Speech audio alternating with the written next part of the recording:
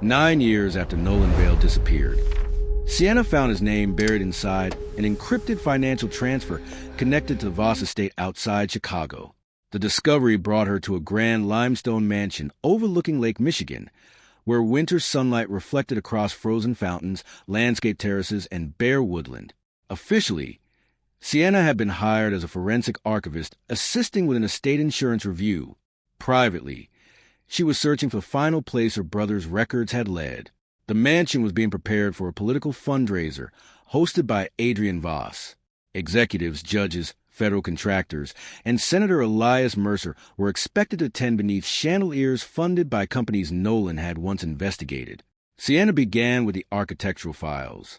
The official floor plan showed storage rooms, service tunnels, and wine cellars, but nothing beneath the Western Library. Historical invoices told a different story. They listed reinforced doors, medical equipment, independent ventilation, soundproof construction, and electrical systems installed below ground. No corresponding room appeared anywhere on the plans. Inside the Western Library, staff members moved confidently between shelves and display cabinets, yet avoided one section near a large antique table. When Sienna crossed that area, conversation stopped. The polished stone beneath the table sounded hollow. She examined the decorative molding along the wall and found fresh condensation gathering around a narrow, concealed air vent. Someone was using the space below. Nolan's disappearance had once been dismissed as voluntary. Investigators suggested that an unmarried working-class accountant might have fled debts, stress, or professional failure. His family lacked the influence required to keep the case alive. Sienna had learned that missing people were not treated equally. Wealthy families purchased urgency. Poorer families were asked to accept uncertainty. Adrian entered the library while she was examining the vent. He was younger than the reputation surrounding him suggested, broad-shouldered and controlled, with tattooed hands and the stillness of a man accustomed to being obeyed. Instead of removing her, he studied the altered floor plans. He claimed he had inherited the mansion after his father's death and had never seen a basement beneath the library. Sienna did not believe him. Nolan's files linked Voss-controlled companies to transportation contracts associated with several unexplained disappearances. Whether Adrian knew about the room or not, his family had benefited from whatever happened inside it. That evening, the fundraiser filled the mansion with polished speeches about public safety, redevelopment, and civic responsibility. Then the electricity failed. For several seconds, the mansion became completely silent. Sienna heard 3 faint knocks beneath the library floor.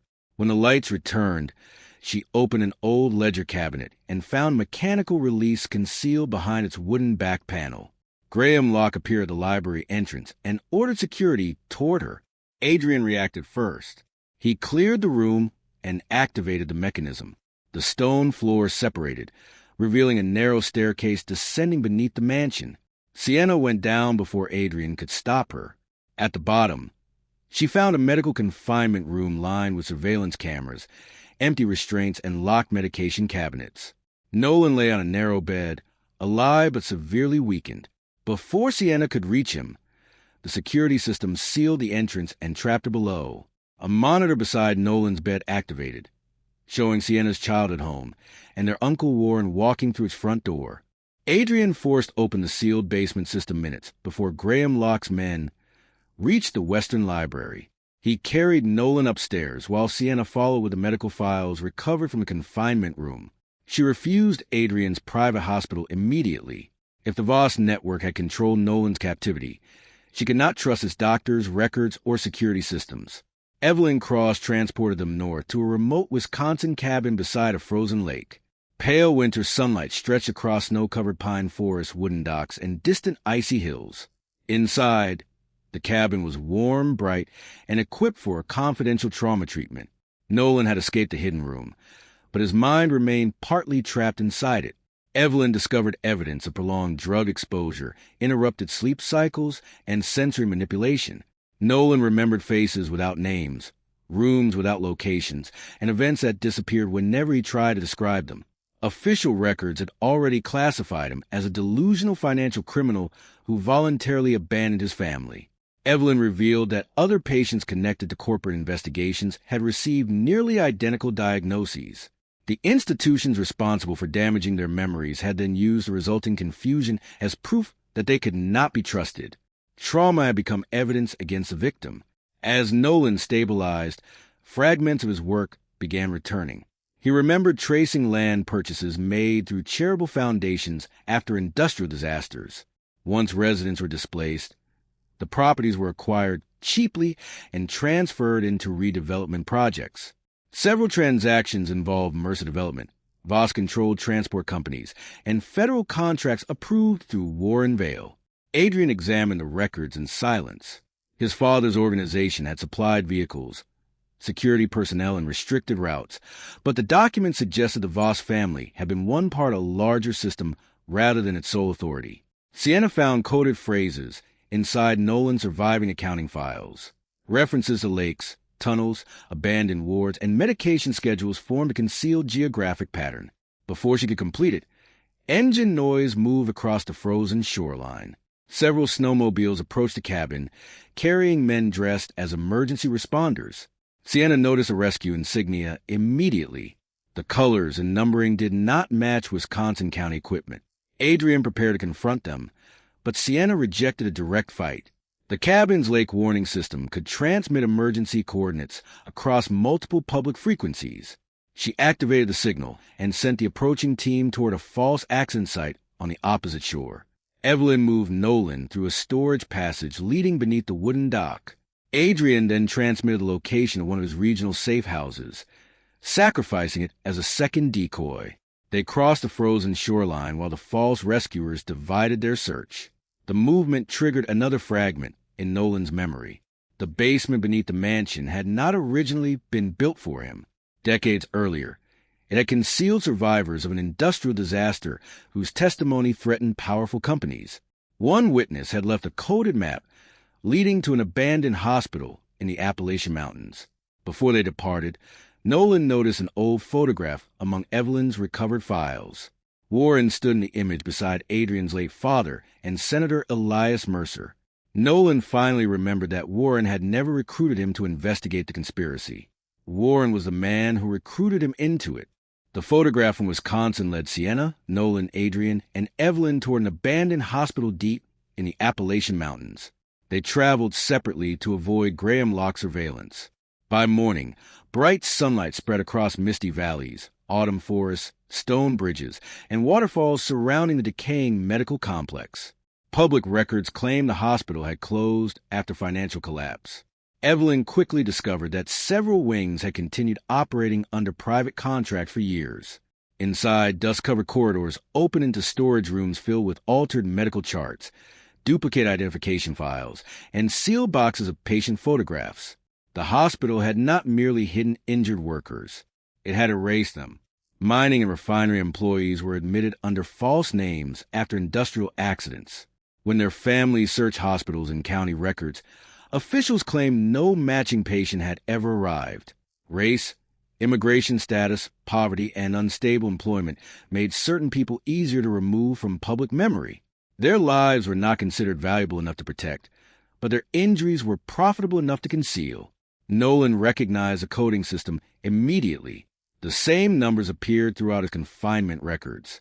Before his disappearance, he had discovered that insurance companies were paying settlements to shell identities created for injured workers. The money never reached victims or their families. It passed through controlled accounts, redevelopment firms, and political foundations. Warren had helped design the federal database that made the substitutions possible. Adrian found Voss signatures authorizing patient transport from accident sites to the hospital. His family had supplied vehicles, guards, and restricted routes. He did not describe ignorance as innocence. Sienna remained unmoved by his reaction. Shock could begin accountability, but it could not replace it. Evelyn accessed a sealed pathology archive beneath the eastern wing. The files connected Senator Mercer's redevelopment projects to fatal mine collapses, contaminated housing, and medical deaths later blamed on addiction or personal negligence. Before they could copy everything, smoke entered the western corridor.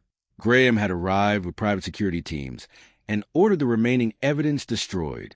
Sienna located the hospital's abandoned hydrotherapy controls and redirected water through the old sprinkler system. Pipes ruptured above the archives. flooding the corridors and suppressing the fire before it reached the sealed records. Adrian's remaining captains captured several attackers and waited for execution orders. He refused. The prisoners would remain alive for public investigation. The decision immediately weakened his authority. Several captains viewed accountability as betrayal and began questioning whether Adrian was still capable of leading the Voss organization. In the records room, Nolan uncovered references to a dormant compensation trust linked to every stolen identity. Activating it required 2 surviving witnesses and 1 original financial key. Nolan possessed part of that key. The second witness was believed to be living near an abandoned railway settlement in New Mexico. As they prepared to leave, Sienna discovered video file recorded shortly before Nolan vanished. The footage showed Nolan calmly entering a vehicle beside Warren, proving he had initially trusted their uncle. Then the final frame appeared. Sienna stood in the background watching them leave, even though she had no memory of ever being there. The final frame from the hospital footage followed Sienna into New Mexico. Under harsh afternoon sunlight, the abandoned railway settlement stretched between red cliffs, dry riverbeds, golden grasslands, and distant mesas. Rusted freight cars rested beside a restored wooden station house, once used by immigrant rail crews and refinery workers displaced after industrial disasters. Sienna no longer feared only what had happened to Nolan. She feared that someone had removed part of her own life. Evelyn reviewed old medical records and identified signs consistent with sedation and memory disruption. Years earlier, Sienna's supposed breakdown had been documented by doctors connected to Warren's federal contracts. Inside the station house, they met Mara Ellis, one of the surviving witnesses named in the compensation trust files. Mara revealed that Nolan had originally joined Warren voluntarily. Their uncle claimed he wanted to expose the identity erasure system and redirect stolen insurance settlements to victims' families. Nolan believed him. Later, he discovered Warren intended to control the trust, its properties, and every person whose authorization could activate it. 9 years earlier, Sienna had secretly followed Nolan to a meeting at an industrial warehouse. She witnessed Warren Graham Locke and Senator Mercer discussing the removal of witnesses whose testimony threatened redevelopment projects. Warren found her before she could leave. He drugged Sienna, altered the medical account of the incident, and presented her confusion as a psychological collapse. Nolan surrendered himself after Warren threatened to repeat the process until Sienna could no longer distinguish memory from invention. A stranger could use force. Family could use trust, medical authority, and shared history to make the victim doubt whether harm had occurred at all. Mara possessed the second witness authorization required to activate the dormant compensation trust. She refused to release it until Adrian disclosed the Voss organization's full role. Adrian opened his private financial archive. He revealed protected shipping routes, weapons accounts, property holdings, political payments, and transport agreements used by his father's organization. The disclosure weakened his authority immediately and exposed the Voss network to rival families and federal prosecution. Before Mara completed the authorization, vehicles appeared beyond the settlement. Graham's mercenaries surrounded the railway lines. Caleb Mercer, Senator Mercer's ambitious son, arrived with corporate attorneys and security contractors intending to seize the trust for a redevelopment alliance. Sienna reached the abandoned rail controls and activated an old switching mechanism. Empty freight cars rolled across the main access road, dividing the approaching vehicles and blocking the central crossing. Nolan and Mara escaped through a dry drainage channel beneath the tracks. Adrian's men captured Caleb near the station platform. Several expected Adrian to authorize his execution. He refused, insisting Caleb's testimony and financial records were more valuable than revenge. More Voss captains abandoned him. Mara activated part of the trust before leaving.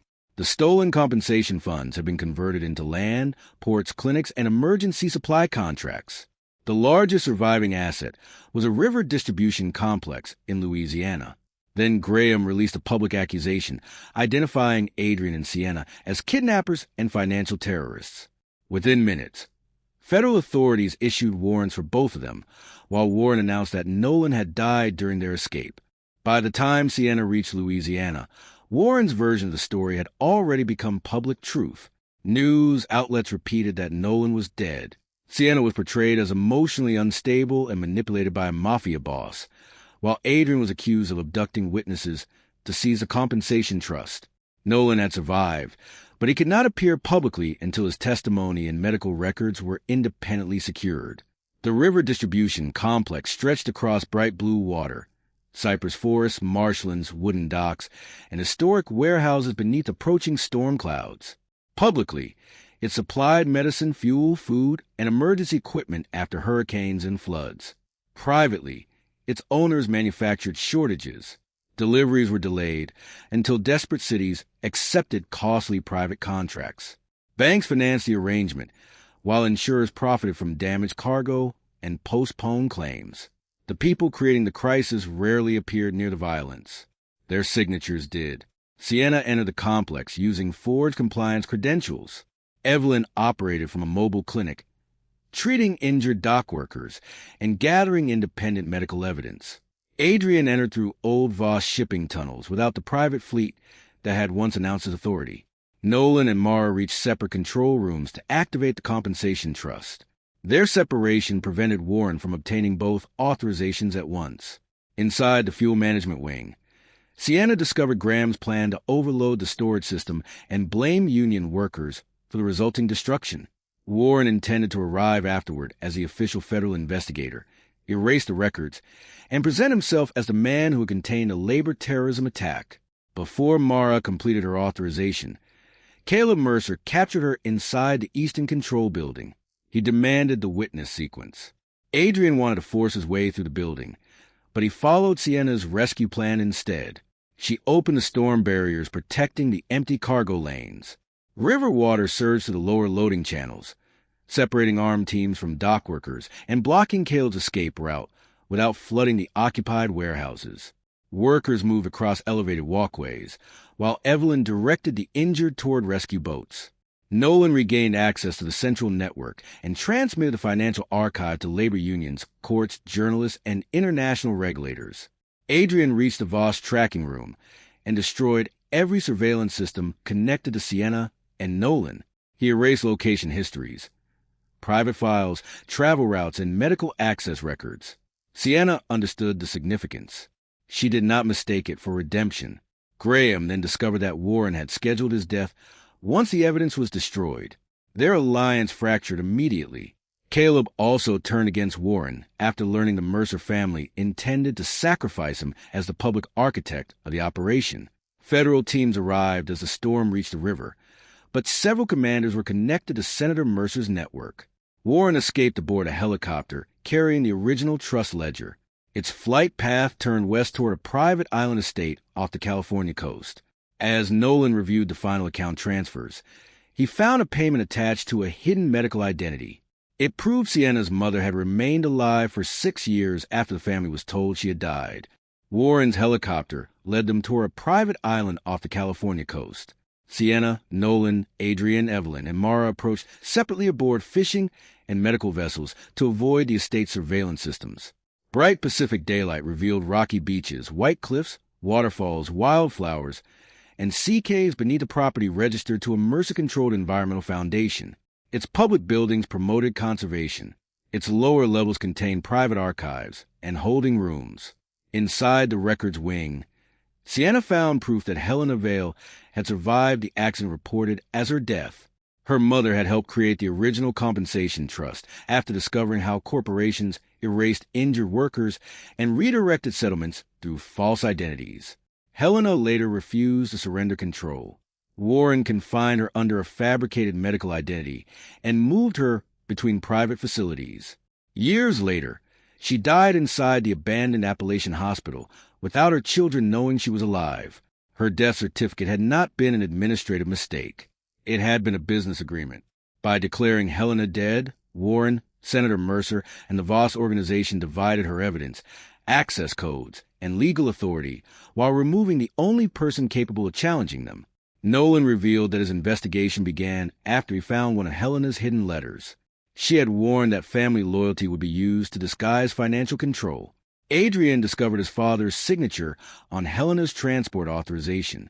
He accepted that inherited power could not be separated from inherited responsibility. Sienna refused to comfort him or allow his guilt to become the center of her mother's suffering. Helena's story belonged to Helena. Evelyn recovered medical records, linking her false identity to the hospital archive.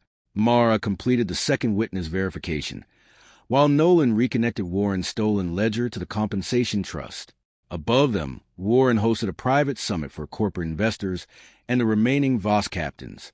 He offered Adrian complete control of the criminal network if he abandoned Sienna, restored the stolen assets, and preserved the system that had financed both families. Adrian refused the structure that gave the crown value. Sienna also rejected Warren's attempt to present her as the proof of Adrian's sacrifice. She was not a reward for his transformation, and her freedom was not something he could earn through suffering. Her priority was returning money, property, and authority to survivors' families. Graham attempted to expose Warren's plan, but was captured before reaching the investors. Caleb Mercer released private security footage to protect himself, revealing that Warren intended to eliminate several summit participants. The alliance fractured. A coastal landslide struck the lower cliffs and destroyed the main dock. Sienna led trapped workers through a sea cave connected to an abandoned service tunnel. Adrian confronted Warren near the vessel platform, but refused to kill him. Public prosecution could expose the banks, insurers, contractors, and officials that had protected the system more effectively than revenge. Warren escaped with Senator Mercer aboard an armored coastal vessel. The ledger's signal moved toward a hidden financial center in the Colorado mountains. Then a recovered message revealed the compensation trust would permanently disappear at sunrise unless Sienna signed control over to Warren. The ledger signal led Sienna's group into the Colorado mountains, where a glass and stone financial complex stood between snowfields, frozen lakes, pine forests, and waterfalls beneath clear high-altitude daylight. Publicly, the facility operated as a disaster recovery bank. Privately, it stored the original ownership records of the compensation trust. Warren and Senator Mercer intended to erase those records before sunrise and transfer the assets to private investors. Graham believed he would inherit the Voss organization afterward. Caleb believed Mercer's political network would become his. Both men discovered too late that Warren and the senator planned to eliminate them once the transfer was complete. Their alliance was already collapsing when Sienna arrived. She, Nolan, and Mara entered through separate maintenance routes. Evelyn remained outside with former workers, medical witnesses, and independent investigators. Adrian entered alone. He brought no guards, weapons convoy, or private aircraft. The empire that once surrounded him had become evidence he was willing to surrender. Inside the Central Archive, Sienna found records proving that major banks had knowingly profited from false deaths, manufactured shortages, and erased compensation claims. Legitimate institutions had not merely tolerated the criminal system. They had financed it. Mafia empires and corporate empires wore different uniforms, but both depended on suffering that could be converted into property, debt, and silence. Sienna activated the trust transfer process. Land, warehouses, clinics, ports, shelters, and training centers began moving into worker cooperatives and survivor funds. Warren captured Nolan inside the verification chamber and demanded Sienna's authorization in exchange for his life. Adrian resisted the instinct to force his way inside. Instead, he followed the strategy Sienna had designed, sealing the upper elevators and cutting access to the private aircraft hangar. Graham turned against Warren after learning he had never been intended to survive. Caleb released Senator Mercer's political accounts to protect himself. Rival crews attacked one another throughout the vault complex. Sienna opened emergency meltwater channels. Water flooded empty vehicle tunnels and separated the armed factions without trapping workers in the occupied sections. Evelyn evacuated the injured through heated maintenance corridors. Nolan escaped the verification chamber and transmitted the complete archive to courts, journalists, labor unions, and international regulators. Adrian entered the Voss command room and destroyed the organization's remaining archive. Every private file, tracker, financial account, travel record, and surveillance route connected to Sienna disappeared. She understood what he had surrendered. She did not confuse it with forgiveness. Independent investigative teams entered the complex after receiving Nolan's evidence. Adrian prevented his remaining men from executing Warren, Mercer, Graham, or Caleb. Public trials would expose the banks, contractors, insurers, and officials behind both empires more completely than revenge ever could. Warren, Mercer, Graham, and Caleb were arrested. The compensation trust became permanent, and Nolan's testimony was legally secured. Before Adrian could speak to her, Sienna disappeared from the complex. She left behind only Helena's restored letter and a photograph of a wooden coastal archive overlooking Alaska's Inside Passage. Several months passed after the collapse of the Mercer, Vale, and Voss networks. Sienna settled in Alaska's Inside Passage, where a restored wooden archive and legal clinic overlooked evergreen islands, rocky shores, waterfalls, glaciers, and wildflowers beneath bright summer daylight. The center preserved independent records for injured workers, missing persons, displaced families, and communities targeted by corporate redevelopment. Former criminal properties were transferred into clinics, shelters, worker-owned ports, and training centers. Nolan helped administer the compensation trust while recovering from years of captivity. Evelyn created a medical accountability program for hospitals that had falsified patient records. Mara led a survivor identification project that restored names erased from official systems. Adrian remained away. He cooperated with federal and international investigators, surrendered financial records, and testified against captains, executives, banks, insurers, contractors, and public officials. He accepted responsibility for crimes committed under his authority, including those he had not personally ordered but had allowed his organization to make possible. The photograph Sienna left in Colorado eventually reached him. He could have traced the archive through former contacts, private databases, or loyal men who still owed him favors. He refused. Power did not become harmless simply because the person using it believed his intentions were protective. Months later, Sienna contacted him through an independent attorney. Adrian traveled to Alaska alone. He brought no guards, weapons, gifts, promises, or demands. When he arrived, he waited beyond the archive property until Sienna chose to meet him on a path above the water. She did not offer immediate forgiveness. Sienna explained that he had once treated control as protection and rescue as permission to enter her life. Adrian understood that removing someone from danger without preserving their freedom could become another form of captivity. Sienna acknowledged that he had surrendered the Voss organization and destroyed the systems once used to locate her. She did not treat sacrifice as automatic redemption.